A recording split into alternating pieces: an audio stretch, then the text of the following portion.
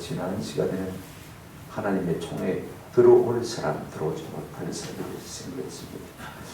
오늘은 우리가 하나님과의 관계에서 어떻게 살아야 될 것인가 하는 것에 대해서 두 가지 주제를 가지고 다루고, 그 다음에 사람들과의 관계에서 어떻게 살아야 될 것인가 작은 네 가지 주제를 가지고 다루려고 합니다. 순서는 오늘 본문에 나온 대로 하다가 조금씩 바꿔줄 수 있을 것 같습니다. 먼저 우리가 진영을 거룩게 하라는 하나님의 말씀에 대해서 한번 생각해 봤으면 좋겠습니다. 우리가 본문을 읽었습니다만요, 하나님 거룩하신 분입니다. 그래서 내가 거룩하니 너희도 거룩하라 항상 말씀하신 것을 우리가 기억할 필요가 있습니다. 우리가 예배 생활에 우리가 거룩하고 분별될 뿐 아니라 일상생활 가운데서도 우리가 참 성결하게 살아야 돼요.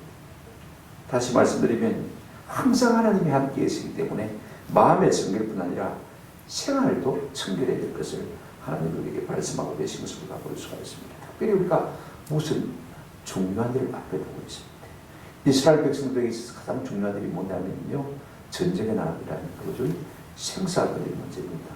이보다 큰 문제가 있겠습니까? 그럴 때 어떻게 특별히 성결해야 될 것인가? 9절을 보시면 이런 말씀이 있습니다. 내가 적군을 치려 출전할 때 모든 악한 일을 스스로 말지니 삼갈지 조심히, 큰 일을 앞에 두고 있을 때 우리가 자신을 조심해야 돼요. 삼갈지 그랬습니다. 이스라엘 백성들이 전쟁에 나가 싸울 일이 없겠습니까? 그죠? 이 사람이요, 양복을 입혀놓으면 영판 신사인데, 이상하게도 군복을 입혀놓으면 완전히 개망난이 아닌 시절을, 이건 한국 군대만 그런 것이 아니고 전 세계 군대가 똑같은 것 같아요.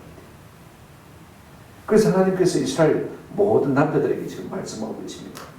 너희가 전쟁에 나갈 때 꼭 이것을 기억해라. 내가 너의 진에 있을 것이다. 너를 떠나지 않을 것이고 너희 가운데 머무를 것이다. 왜? 전쟁은 내게 속하기 때문에, 내가 있어야 이기기 때문에 내가 너와 함께 있을 것이다. 오늘 우리의 삶도 마찬가지입니다. 하나님은 우리와 함께 계셔 주셔야 우리가 어떤 싸움을 싸우든지 이길 수가 있는 것입니다. 마귀와 싸우든지, 세상과 싸우든지, 질병과 싸우든지, 내 자신과 싸우든지, 내 문제와 싸우든지, 모든 이김은 내가 이기는 것이 아니고 누가 이기는 것입니까? 내 속에 계신 하나님이 이기신 것입니다. 그렇기 때문에 하나님이 우리 속에 거하시도록 하려면 두 가지 조건이 필요합니다. 깨끗한 것이 참 필요해요.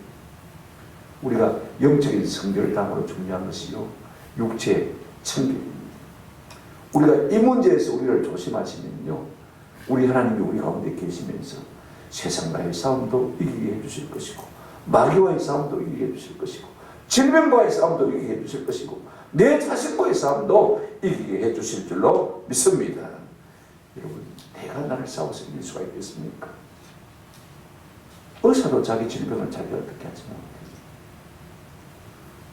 제가 잘 아는 우리 서울대 의대 나오신 SBC 선배 장로님은요, 하루에 한 300명 진료를 한 거예요. 1분, 2분 진료해. 너무 바쁠 정도. 답도 못 묻는데. 진작 자기가 내과 의사면서요, 자기 위암이 3기살이 되는 걸 몰랐어요. 참 중요해요. 우리가 사무엘하 8장을 보게 되어지면 다윗이 어디로 갔는지 이런 것을 볼 수가 있습니다. 그런데 11장에 등 말씀 보면요, 자신을 이기지 못해서 넘어지는 것을 볼 수가 있습니다. 정욕이 끌어오르니까 브레이크가 안 잡힌 거예요. 그래서 진 것입니다. 우리가 어떻게 세상을 이길 수가 있겠습니까? 오만 작동사례가 우리를 다 당기고 있는데 안 끌려갈 시간이 있겠습니까? 질병을 어떻게 이길 수가 있겠습니까? 이 이김의 문제를 앞에 두고 성경은 우리에게 특별히 부탁하는 것이 하나 있습니다. 내 앞에 내 삶에 중요한 문제가 있거든. 특별히 우리가 우리 주변을 청결케 할 필요가 있다. 두 가지를 청결케 됩니다. 첫째가 뭐냐면 10절 11절에 보면요, 남자가 몽설함으로 더럽혔을 경우를 우리가 한번 생각해 볼 필요가 있습니다. 다음은 여기 어른들만 계시니까 몽설하면 몽정 같은 거죠. 꿈꾸다가 자기도 모르게 좋아지는 것, 이걸 갖다 우리가 몽설이라 하지 않습니까? 아주 어쩔 수 없이 생리적인 현상입니다. 성경을 이것을 갖다가 죄라고는 말하고 있지 않지만은 그럼에도 불구하고 부정한 것으로 여기고 있는 것을 우리가 볼 수가 있습니다. 사무엘상 21장 5절에 보면 다윗이 이런 말을 합니다. 다윗이 제사장에게 대답하여 이르되 우리가 참으로 3일 동안이나 여자를 가까이 하지 아니하였나이다. 내가 떠난 길이 보통 여행이라도 소년들의 그릇이 성결 하겠거든. 하물며 오늘 그들의 그릇이 성결하지 아니하겠나이까.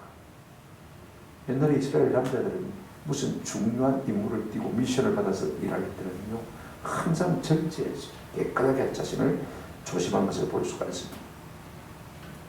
이렇게 전쟁을 앞에 두고 깨끗해야 될 때, 나도 모르게 승리적으로 몽수를 했다 할지라도 어떻게 하라고 있습니까? 진 밖으로 나가서 하루 종일 있다가 해질녘에 몸을 씻고 지나를 들어오라. 그렇게 말하고 있는 것을 볼 수가 있습니다. 그래야 내가 너희 진영과 함께 있을 것이다. 레위기 15장 16절에도 설정한 자는 전신을 물로 씻을 것이며 저녁까지 부정하리라 라고 말씀하는 것을 우리가 볼 수가 있습니다. 그것이 죄는 아니지만요, 부정한 것이 틀림없습니다. 그러므로 스스로 진 밖으로 자기를 분리시켜서 나가서 정결케 하고 들어와 있으라. 그래야 내가 너희와 함께 있을 수가 있다. 내가 너희 진영이 들어오면 내가 너희와 함께 있을 수가 없다. 그 말씀인 것입니다. 또 놀라운 말씀은 무엇이냐면요, 진영 밖에 변소를 마련하는 것입니다. 지금 사람들에게 이게 아무 말씀도 아니죠, 그죠? 그러나 그 당시에 위생관념이 전혀 없던 시대입니다, 그죠? 그러니까 이 말씀이 3,500년 전의 말씀인데 참 중요한 말씀이에요. 12절 보시기 바랍니다. 내 진영 밖에 변소를 마련하고 그리로 나가되 내 기구에 작은 삽을 더하여 밖에 나가서 대변을 볼 때 그것으로 땅을 팔 것이요 몸을 돌려 그 배설물을 덮을지니. 단순히 보기 쉽기 때문에 냄새가 나기 때문에 땅을 파고 덮으라는 것이 아닙니다. 그죠? 우리가 지금은 알지 않습니까? 위생법이라는 게 있어 잘 압니다. 그게 기생충도 있을 수 있고 세균도 있을 수가 있고, 코로나에 걸린 사람은요, 소변 대변을 통해서도 또 그게 균이 배출되기 때문에 그 바이러스가 공기 중에 들어올 수 있는 것입니다. 그러니까 이런 것들을 어떻게 하라고요? 땅을 파고 말하고 있습니까? 덮으라 라고 말씀한 것을 우리가 볼 수가 있습니다.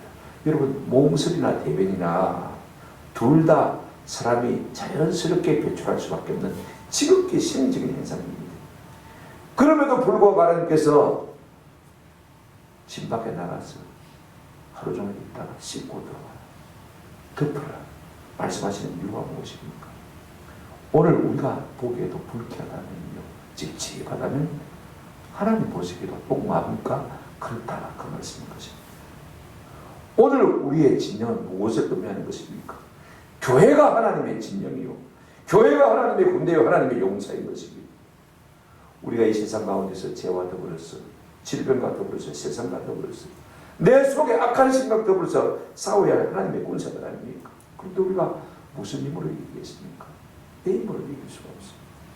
우리 진영 가운데 거하시는 하나님, 그 하나님이 우리 가운데 계셔야 우리가 이길 수가 있는 것입니다.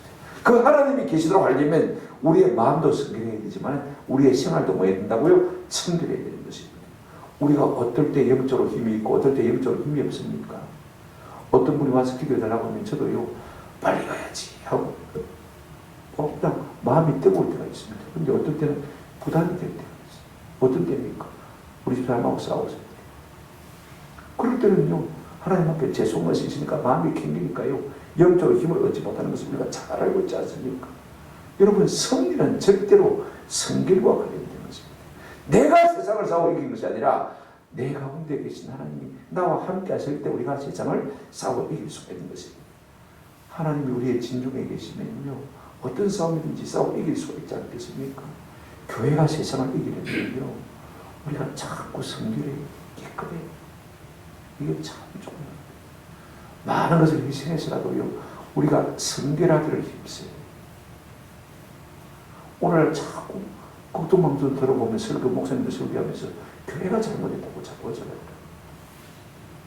교회가 잘못한 것은 성결하지 못한 것밖에 제가 잘못한 것이 없습니다.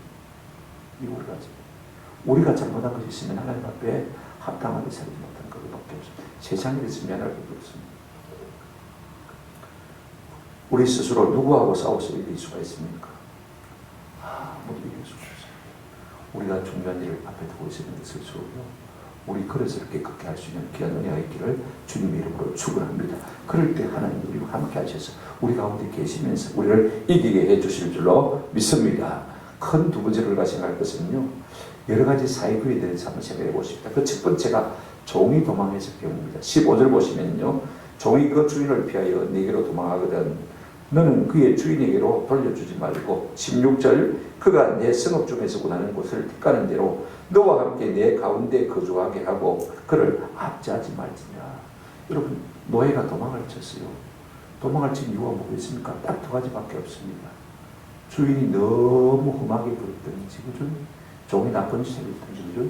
두 가지밖에 있을 수밖에 없습니다. 그런데 고대 근동에서는 대부분 노예들이 도망치면요, 이 노예들이 잡히기만 하면 엄벌에 취한 것을 볼 수가 있습니다. 유일하게 성경만이 노예가 도망갔거든 지 주인에게 돌려주지 말고 너희 가운데 함께 거하게 하고 너무 그에게 압박하지 말라, 그렇게 말하고 있는 것을 볼 수가 있습니다. 왜 그렇습니까? 오죽하면 종이 도망치겠느냐. 오죽하면 종이 도망치겠느냐. 현대에 적용하면 무슨 말입니까? 너무 내 아래 살이라고 해서 겁박하지 말라는 것입니다. 최대한 인격적으로 대화라는 말씀인 것을 우리가 볼 수가 있습니다. 이미 우리가 신명기 15장을 통해서 살폈습니다. 종이 있거든. 안식일이 다가오기 전까지 그죠? 힘쓰 일하거든. 한몫 든든히 주어서 그 종을 내보내라. 구해주라. 너희들도 옛날에 애굽의 종이 되었지 않느냐? 네가 그리하면 내가 범사에 복을 주겠다. 우리가 신명기 15장 12절부터 18절 내용을 이미 살펴보기 때문에 제가 길게 설명하지 않겠습니다. 그 다음에 우리가 종들을 자비하고 공격일 뿐 아니라 한 가지 엄하게 하지 말아야 될 것이 있습니다. 둘째가 뭐냐면 창기와 남창에 대해서 이야기하고 있습니다. 17절 한번 보시기 바랍니다. 이스라엘 여자 중에 창기가 있지 못할 것이요 이스라엘 남자 중에 뭐가 있지 못할 것이며 남창이 있지 못할지니 창기가 번동과 개 같은 자의 소득은 어떤 선한 일로든지 내 하나님 여호와의 전에 가져오지 말라. 이 둘은 다 내 하나님 여호와께 가져간 것입니다. 두 가지를 말하고 있습니다. 이스라엘 중에는 남창과 그 다음에 기생, 창기가 있어서는 절대로 안 된다라고 말씀하고 있는 것을 볼 수가 있습니다. 그 당시에 이 남창, 창기들은요 전부 바알신 신전 이 종사자들입니다. 그죠? 그래서 제사 지나고 나면 함께 그룹식 살기 위해서 준비된 사람들이 바로 이런 사람들이거든요. 우상 숭배와 음란에 물든 사람들을 이스라엘 가운데는 두지 말라. 그렇습니다. 좀 오래됐습니다만 식당에 가니까 대학생 남자 여자 한 명이 짝이 돼가지고요 술 광고하는 그 뭐 사은품 같은 거 주면서 술 한 병 소주 한 병 참 오죽 알바할 자리가 없으면 그런 알바를 하겠나 싶은 생각이 듭니다만은요, 우리 성도들은 좀 잘 생각해요. 하나님 앞에 온당치 못한 것은요, 좀 공회도 우리가 좀 잘 절제할 필요가 있을 것 같습니다. 그 다음에 깨끗하지 못한 돈을 깨끗하지 못한 행동을 해서 번 돈을 갖다가 하나님의 성전에 가져오지 말라, 그렇게 말하고 있습니다. 여러분, 깨끗하게 일해서 깨끗하게 번 돈으로 하나님께 드리는 것이지 부정하게 번 돈으로 하나님께 드리지 말라는 것입니다. 음행에서 번 돈, 공갈 협박에서 번 돈, 그죠? 사기쳐서 번 돈으로 하나님께 드리지 말라는 것입니다. 성경은 이렇게 말하고 있습니다. 이것을 갖다가 개 같은 자의 소득이라 그러는데 이건 의역한 것입니다. 성경은 더 강하게 말하고 있습니다. 객값, 그냥 객값, 그렇게 말하고 있습니다. 그러므로 우리가 하나님 앞에 드릴 때도 정당하게 번 돈을 드리는 것이 참 좋습니다. 아무 돈이나 받지 말고 아무 돈이나 벌지 말고 돈 가지고 사람에게 피해주지 말고 정당하게 번 돈을 가지고 하나님 앞에 드리는 것이 필요하다고 했습니다. 그렇지 않으면 그 사람의 행복을 하나님 기뻐하지 않는다고 했습니다. 우리 하나님 태초부터요 예배를 분별하신 것을 우리가 잘 알고 있지 않습니까? 창세기 4장에 보게 되시면 가인도 하나님 앞에 제사를 드렸고 아벨도 하나님 앞에 제사를 드렸습니다만요, 성경이 이렇게 말하고 있습니다. 창세기 4장 4절 5절에 보시면 여호와께서 아벨과 그의 제물은 받으셨으나 아벨과 그의 제물은 받으셨습니다. 먼저 삶입니다. 그 다음에 제물입니다. 그 다음에 가인과 그의 제물은 맞이 아니하신지라 받지 아니하신지라. 삶입니다. 삶이 먼저고 그 다음에 제물이 먼저인 것을 우리가 볼 수가 있습니다. 우리 삶이 바로 될 때 우리 예배를 하나님 받으시는 것이 우리의 삶이 틀렸는데 하나님께서 우리 예배를 받지 않는다 그 말씀인 것입니다. 그러므로 우리가 교회 안에서 이 성결을 유지하는 것이 참 중요합니다. 바르게 벌어서 바르게 헌금하는 것, 예배하는 것, 이게 얼마나 중요한지 몰라요. 세 번째가 뭐냐면 우리가 형제들 사이에 이자를 받지 말라고 말하고 있습니다. 19절 한번 보시기 바랍니다. 내가 형제에게 구워주거든 이자를 받지 말지니 곧 돈의 이자, 식물의 이자, 이자를 낼 만한 모든 것에 이자를 받지 말 것이라. 타국인에게 네가 구워주면 이자를 받아도 되거니와 내 형제에게 구워주지는 주거든 이자를 받지 말라. 그리하면 내 하나님 여호와께서 내가 들어가서 차지할 땅에서 내 손으로 하시는 일에 범사에 뭘 주시리라? 복을 주시겠다. 내가 내 가난한 형제에게 이자를 받지 않으면 하나님이 대신 우리에게 뭐 하신다고요? 갚아주신다. 그 말씀인 것입니다. 내 형제들에게 이자를 받지 말라. 내 동족, 타국인 말고 외국인 말고 그죠? 그들에게 이자를 받지 말라. 왜 빌리겠습니까? 여러분 한번 생각해 보십시오. 아쉬우니까, 당장이 힘드니까 빌리지 않습니까? 사람들은 돈을 갚지 못해가지고 빌리지 못해서 갚지 못하니까 말입니다. 어떤 사람은 자기 몸을 노예로 팔아가지고 그 돈을 갚는 경우도 종종 있는 것입니다. 저도 아쉬울 때 돈을 한두 번 빌리려고 했는데 한 번은 빌리고 한 번은 빌리지 못했어요. 안 빌려주니까 좀 섭섭하더라고요. 근데 이 신용카드가 나오니까 얼마나 좋은지 모르겠어요. 아쉬울 때 그냥 미리 끊어 쓰면 되는데 또 이게 겁 없어지니까 이것도 나중에 점점 쌓이니까 빚이에요. 그래서 요즘은 제가 신용카드 말고 뭡니까? 직불카드만 쓰고 있습니다. 궁한 사람들이에요. 단돈 10,000원이 없어서 100,000원이 없어서 아쉬운 사람들. 우리가 참 그렇지 않습니까? 오죽하면 빌리러 오겠습니까? 레위기 25장 35절부터 37절에 보시면 내 형제가 가난하게 되어 빈손으로 되게 돼 있거든.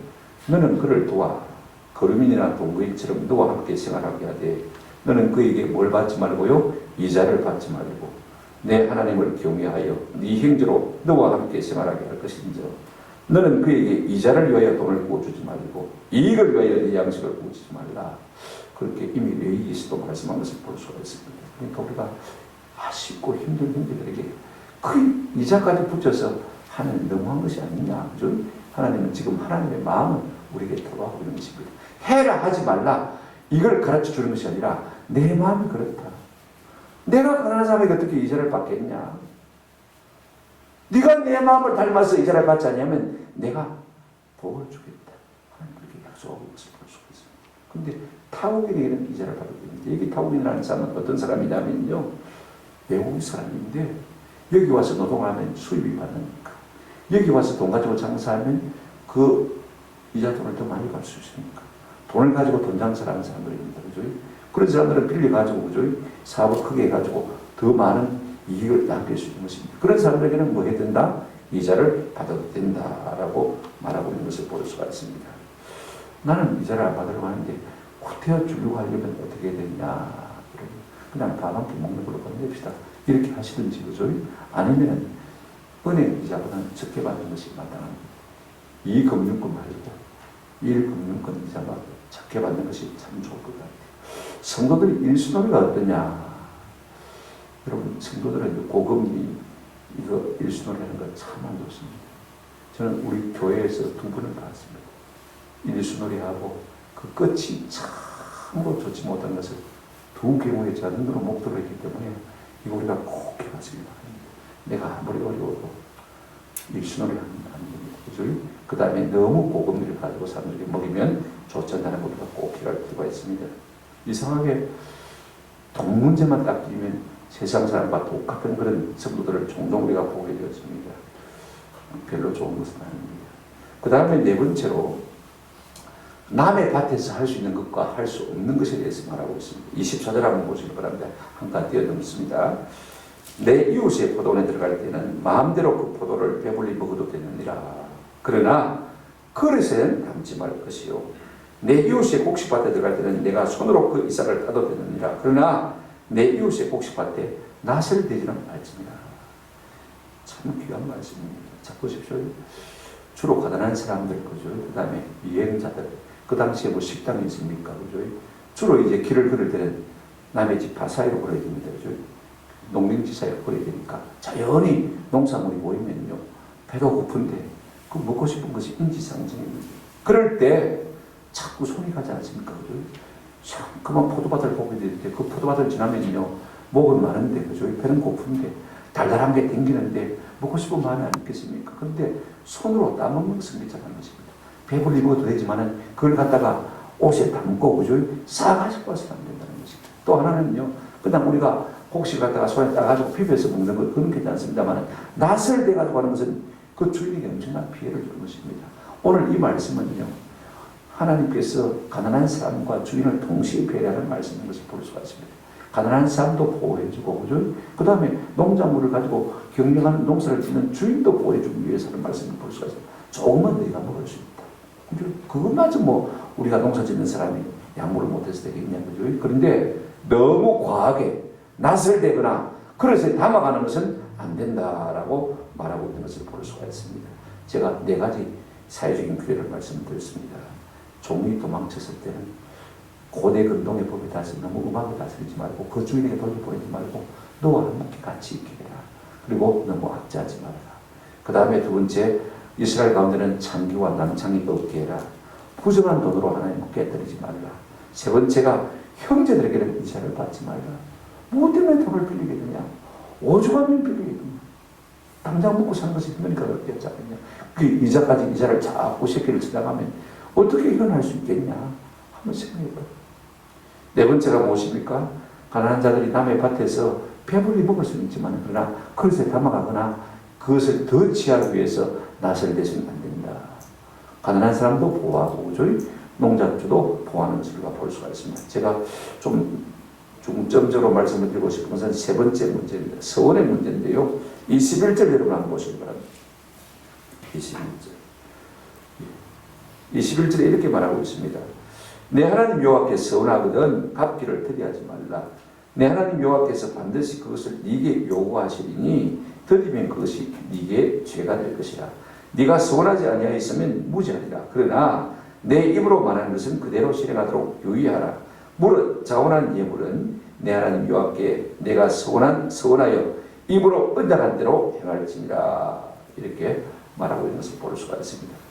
우리 성도들이 신앙생활 하면서 위기에 처했을 때 이 하나님 앞에 놓는 비장의 카드가 뭐냐면 서원입니다. 그죠?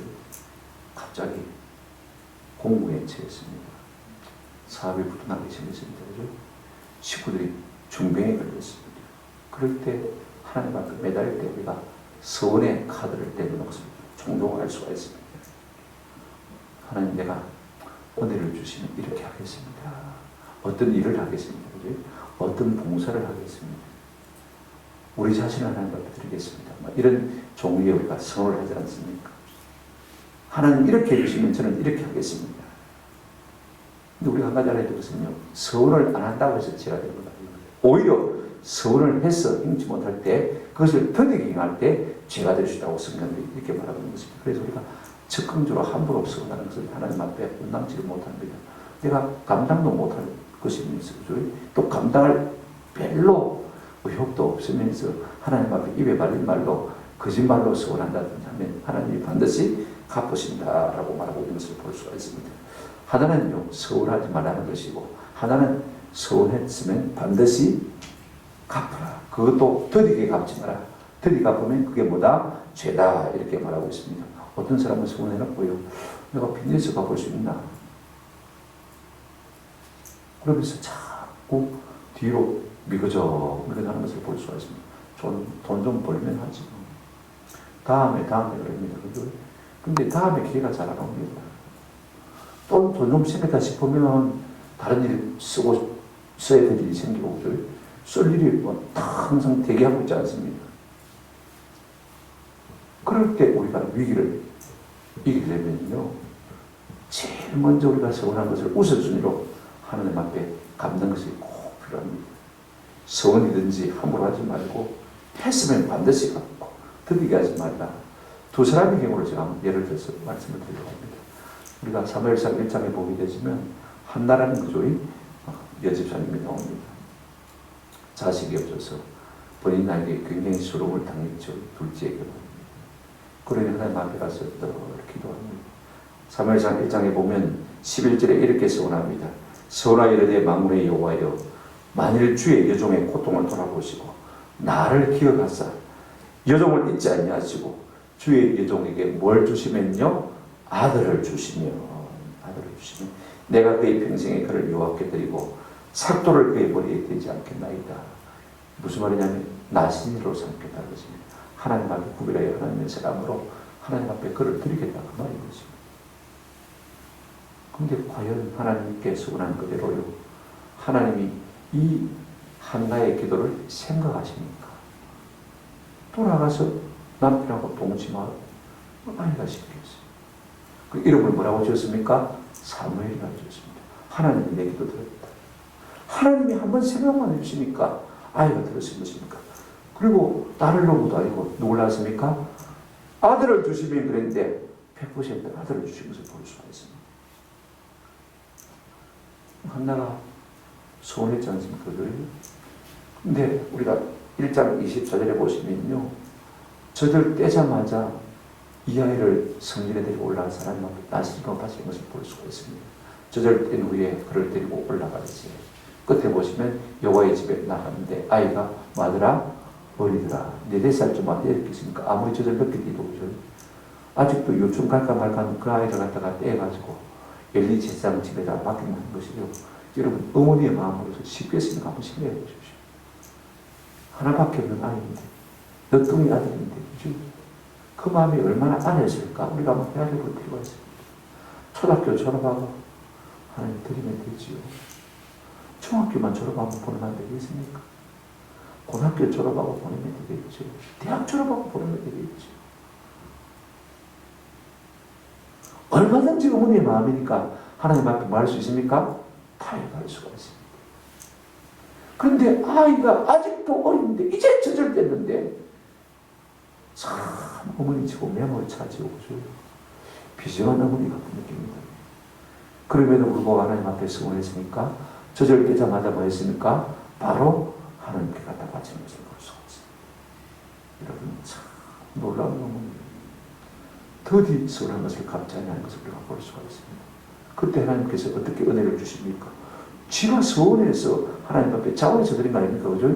그럼에도 불구하고 그 서원을 갚을 때 하나님께서 복을 주시는 것을 볼 수가 있어요. 2장 21절에 보시면 보너스를 주십니다. 여호와께서 한나를 돌보시사 그로 하여금 임신하여 세 아들과 두 딸을 낳게 하셨고요. 낳게 하셨고 아이 사무엘은 여호와 앞에서 자랍니다. 못 나가지고 서러워서 어쩔 줄 몰랐는데 하나님께서 사무엘을 주시니까 자기가 서원한 대로 아직도 젖되자마자 어린 아이를 갖다가 바로 갖다 바쳤어요. 그랬더니 하나님께서 그 서원을 이행한 것을 보시고요. 아들 셋을 주시고 딸 둘을 더 보너스를 주신 것을 볼 수가 있습니다. 놀랍지 않습니까? 오늘 우리의 서원들을 한번 여러분 추억해내시기를 바랍니다. 그리고 더디 행한 것이 있으면 빨리 행하시고요. 전혀 잊어버리고 있다면 하나님 앞에 이 서원을 빨리 갚을 수 있도록 기도하고 힘쓰시면 참 좋겠다. 또 한 사람이 있습니다. 우리가 창세기 28장에 보면 야곱이라는 사람입니다. 그가 형의 진노를 피해서 외삼촌 라반의 집으로 바탕하라고 도망가지 않습니까? 가다가 베델에서 이제 해가 져서 하룻밤 기숙을 하게 되는데 돌베개를 하고 잠을 잤는데 꿈에 사닥다리가 연결되어지고 그 꼭대기 하나님 쓰신 것을 봅니다. 그 하나님께서 야곱에게 뭐라고 했습니까? 28장 15절에 보면 내가 너와 함께 있어 네가 어디로 가든지 너를 지키며 너를 이끌어 이 땅으로 아버지가 있는 땅으로 다시 돌아오게 할지라 내가 내게 허락한 것을 다 이루기까지 너를 떠나지 아니하리라. 하나님께서 먼저 야곱에게 말씀하셨어요. 은혜를 받고 나니까 야곱의 마음이 막 뜨거워졌어요. 하나님 감사합니다. 하나님이 약속하신 대로 나로 하여금 평안히 우리 아버지 집으로 돌아오게 하시면 28장 20절 이하입니다. 21절 내가 평안히 아버지 집으로 돌아오게 하시오면 세 가지를 서원합니다. 여호와께서 나의 하나님이 되실 것이요. 그 다음에 두 번째 22절 뭐라고 했습니까? 내가 세운 이 기둥이 하나님의 뭐가 될 것이요? 집이 될 것이요. 배들이 된다고 말이죠. 그 다음에 내가 하나님 주신 모든 분복의 10의 1조를 하겠다? 드리겠다. 세 가지 소원한 것을 볼 수가 있습니다. 그래 이 야곱이 외삼촌 라반의 집에 가서 20년 동안 종사를 했습니다. 처가살이를 했습니다. 그리고는 이제 하나님의 지시를 받아서 바단 아람에서 다시 이제 아버지 집으로 올라옵니다. 창세기 33장 10절에 보면 야곱이 바단 아람에서부터 평안히 가나안 땅 세겜 성읍에 이르러 그 성읍 앞에 장막을 치고 있습니다. 평안히 가게 하시며 내가 하나님 앞에 세 가지 갖겠다고 그랬죠. 그죠?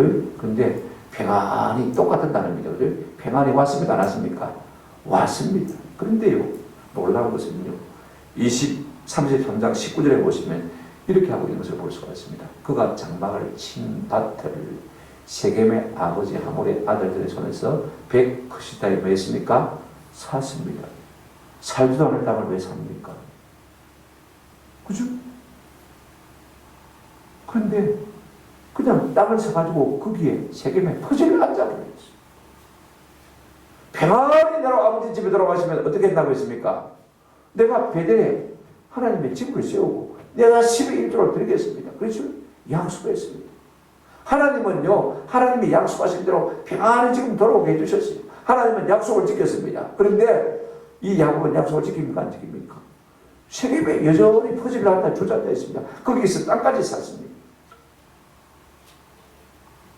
하나님 야곱에게 책망하시더니 아이고 하나님 내가 바빠서 못했지 하려고 모릅니다. 조금만 기다려 주십시오. 아마 그랬을 것 같아요. 지금 이 심리 상태는 그 말입니다. 그런데 풍파가 일어나는 것을 볼 수가 있습니다. 4살 때 그 딸 디나가 이제 세겜에 올라왔는데 말입니다. 강간을 당하도록 큰 처자가 됐습니다. 그죠? 그러니까 10년 세월이 안 흘렸습니까? 그죠? 10년의 세월이 흐르도록 세겜 땅에 퍼즐을 앉아 있었단 말이에요. 하나님께서 풍파를 일으키기 시작했습니다. 그 디나가 그 세겜 동네 여자들을 보러 갔다고 그냥 막 초장의 아들에게 강간을 당하고 만 것을 볼 수가 있습니다. 이 소문을 들은 야곱의 두 아들들 시몬과 레이가요 칼을 들고 그죠? 모든 세겜 사람들을 다 죽여버리지 않습니까? 이 야곱의 집에 이런 일이 날 일이 전혀 없습니다. 지난 20년 동안 하나님께서요 야곱에게 얼마나 눈동자가 지켜주고 복을 주는지 모릅니다. 외삼촌 라반이 얼마나 깨봅니까? 야곱의 품삯을 10번이나 받고도요 하나님께서 그것을 또 뒤집어 엎어서 야곱이 부자가 되게 해주셨습니다. 맞습니까? 그 다음에 그 아내 라헬이 아버지의 드라빔을 훔쳐서 지금 이제 가나안 땅으로 가고 있습니다. 지금 뭐 외삼촌 라반은 마음이 불같죠. 네가 내 집안 땅무서를 다 가지고 도망가. 옛날에 드라빔은 땅무사하고 똑같은 거거든요. 그래가지고 불같이 추적해 오는데 하나님께서 그날 밤 꿈에 라반에게 간섭하셨습니다. 네가 선악간에 야곱을 해하지 말아라. 하나님께서 야곱을 눈동자까지 지켜주셨어요. 형 에서가 이 야곱이 오르는 소식을 듣고 400명을 거느리고 죽이려고 오지 않습니까?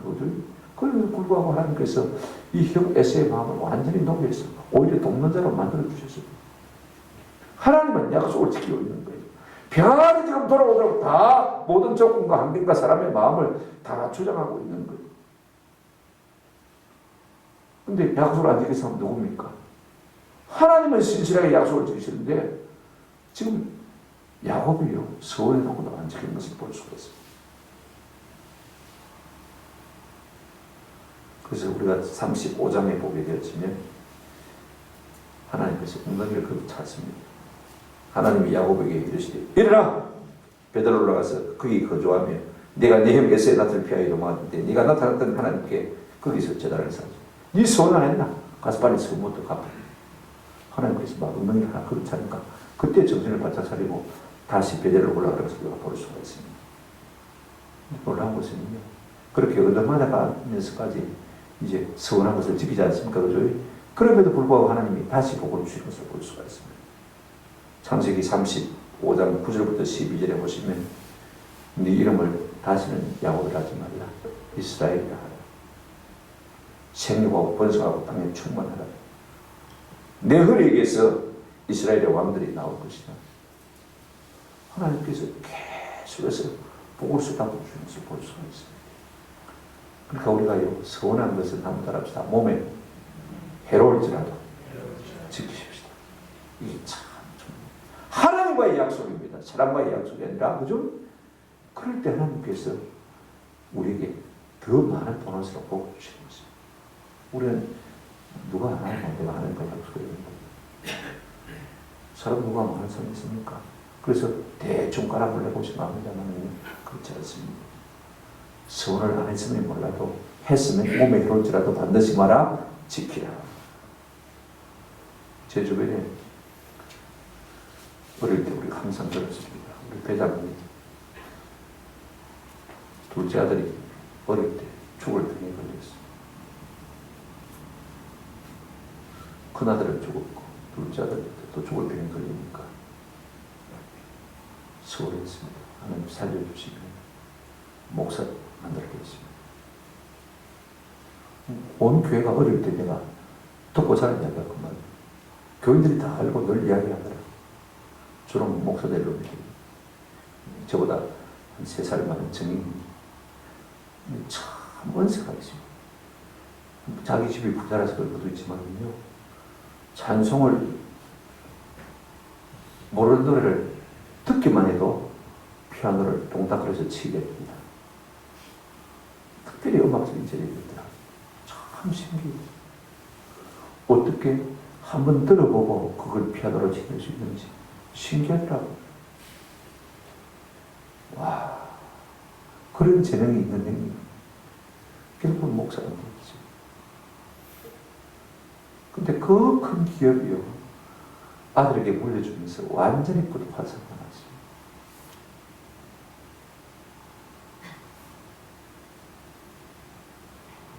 제가 늘 어릴 때부터 듣고 자란 이야기인데 그게 안 되고 그 결과가 그렇게 되는 것을 보면서요.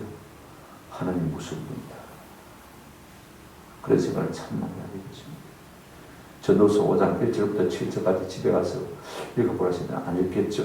제가 5절, 6절만 읽어드리겠습니다. 전도서 5장 서운하고 갚지 아니하는 것보다 서운하지 아니하는 것이 더 나으니 내 입으로 내 육체가 범죄하게 하지 말라. 천사 앞에서 내가 서운한 것이 실수라고 말하지 말라.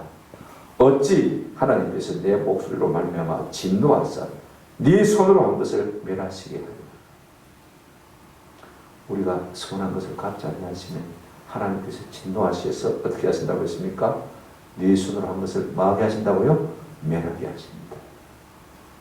우리가 그러나 내가 한다고 하는데 산다고 사는데 뭐가 좀 힘든 거 있고 어려운 것이 있으면 우리가 서운한 것이 있는지 또 서운하고 갚지 않은 것이 있는지 우리가 한번 영적으로 진단해 볼 필요가 있습니다. 오늘 이 밤에 제가 말씀을 드린 것을 우리가 잊고 있는 것이 참 많거든요. 하나님 앞에 기도할 때 그렇게 약속했습니다만은요. 하나님은 생생히 들으시고 잊지 않고 기억하시고 그대로 우리에게 이해해 주심에도 불구하고 우리를 잊어버리고 말이에요.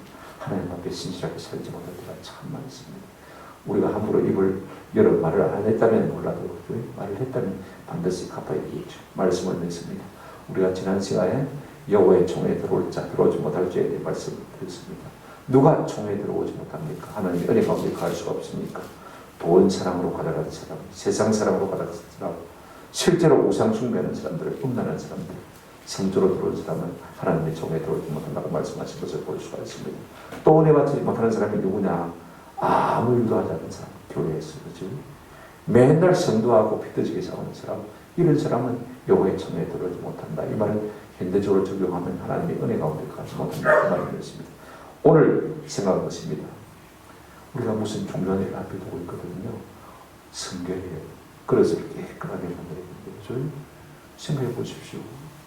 하나님이 함께 하셔야 우리가 이길 수가 있는데 하나님이 나와 함께 하지 않으시면 이길 수가 없는데 하나님이 함께 하시는 비결은 우리가 깨끗해지는 것입니다. 성결이 되는 것입니다. 우리가 중요한 일을 앞에 두고 있을수록 우리가 성결하게 깨끗하게 사시면요. 하나님이 우리와 함께 계시면서 반드시 우리를 이기게 해주실 줄로 믿습니다. 또 하나 우리가 한 가지 기억해야 될 것은 우리가 서운한 것을 하나님 앞에 반드시 지켜가고요. 더디면 뭐라고 했습니까? 죄라고 했습니다. 여러분 하나 보십시오. 이제 그 젖던 나이를 갖다가 중학교 졸업하고 고등학교 졸업하고 대학 졸업하고 하나님 앞에 맡기도 안 됩니까? 그죠? 그럼에도 불구하고 얼마나 그 마음이 가슴이 아리겠습니까? 애인하겠습니까? 속으로 얼마나 밤마다 울었겠습니까? 그 그럼에도 불구하고 하나님과 행한 약속을 지키기 위해서 그가 계획했을 때 하나님께서 보나스로 세 아들과 두 딸을 더 주셔서 우리가 기도할 필요가 있습니다. 오늘 이 같은 은혜가 우리가 있기를 주님의 이름으로 축원합니다.